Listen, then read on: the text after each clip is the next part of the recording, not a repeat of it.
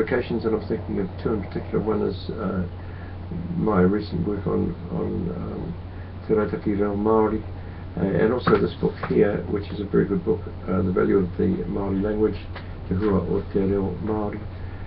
I'll be talking about that on my radio shows on Thursday nights, www.irirangi.net, Kia Ora FM, and tonight I start actually.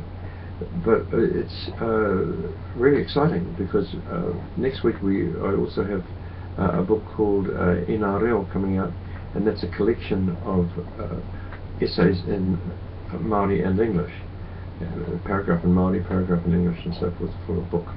And that's an e-book.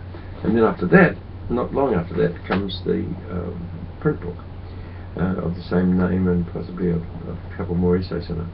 But yeah, I'm very, very happy with everything that's going on with respect to the Reo at the moment, particularly in terms of writing about the Reo, and obviously very, very engaged.